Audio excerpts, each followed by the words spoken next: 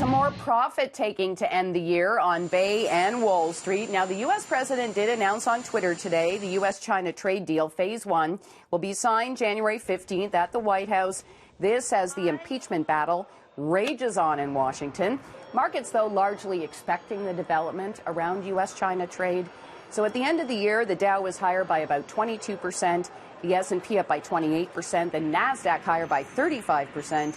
And then the TSX jumped by close to 19%, its best performance in a decade. Now, we also saw a big performance for gold this year, which probably helped Bay Street. It was higher by 19%, its best performance since 2010. And as well today, we saw our loonie move above 77 cents U.S. during the session today. Well, the smallest Canadian bank, based on assets, is the best performing stock in the last decade.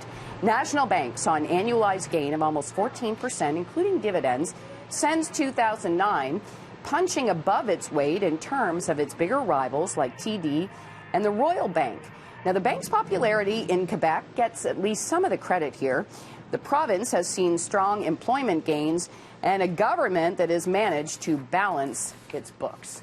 A big bounce today for shares in HBC. And here's why.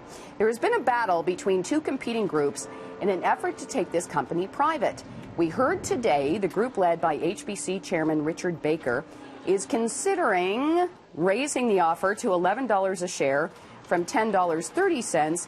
That is roughly the same price the other group, Catalyst Capital, was offering. And a Kansas police officer who claimed a McDonald's employee wrote a derogatory term on his coffee cup has resigned. The city's police chief says the investigation found McDonald's employees had absolutely nothing to do with the incident. It was completely fabricated by the officer, and the chief admits it is an obvious violation of public trust. From the 680 Business Center, I'm Kris McCusker.